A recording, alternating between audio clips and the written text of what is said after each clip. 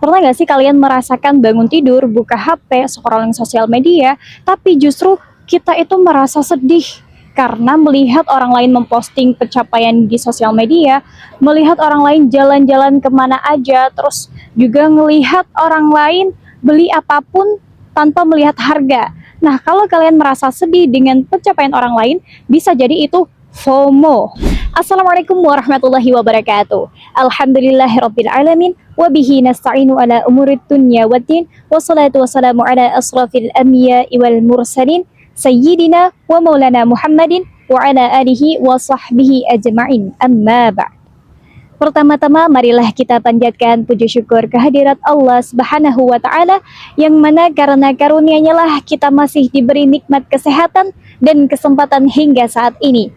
Salawat serta salam kita haturkan kepada junjungan kita Nabi Muhammad Sallallahu Alaihi Wasallam yang telah membawa kita dari zaman kegelapan menuju zaman yang terang benderang, minaz zulumati ilan nur. Teman-teman yang dirahmati Allah Subhanahu Wa Taala, hari gini pasti kita sering dengarkan yang namanya FOMO. Apa sih itu FOMO? FOMO adalah singkatan dalam bahasa Inggris Fear of Missing Out, yang artinya takut ketinggalan. Kita takut ketinggalan tren ini itu, kita takut ketinggalan teman-teman seangkatan kita yang sudah sukses, kita takut kita nggak posting foto-foto kita saat sedang jalan-jalan ke sosial media. Nah, pada akhirnya kita sering membandingkan belakang layar hidup kita yang penuh perjuangan dengan cuplikan terbaik orang lain yang diedit sedemikian rupa lalu diposting di sosial media. Nah, gara-gara ini kita jadi lupa untuk bersyukur. Kita lupa bilang alhamdulillah untuk diri kita sendiri. Padahal bisa jadi kehidupan yang saat ini sedang kita jalani adalah impian besar bagi orang-orang di luar sana. Allah berfirman dalam Quran surah Al-Hadid ayat 20 yang berbunyi, "I'lamu annamal hayatud dunya la'ibun wa lahu wa zina wa tafakhurum bainakum." Yang artinya, ketahuilah sesungguhnya dunia ini hanyalah sementara dan sesuatu yang melalaikan, perhiasan dan bermegah-megahan di antara kamu. Maksudnya apa sih? Nah, dalam Quran surah ini Allah sudah mengingatkan kita bahwasanya dunia hanyalah main-main saja. Dunia hanyalah tempat orang pamer. Dunia hanyalah perhiasan yang mana cuma hiasan aja. Nah, maka dari itu jangan sampai dunia bikin kita jadi merasa kita gagal menjadi seorang manusia. Ingat ya teman-teman, rezeki itu sudah ada yang mengatur. Sudah Allah yang mengaturnya. Maka jika itu memang takdir kita, sejauh dan sesulit apapun takdir itu, maka akan sampai kepada kita.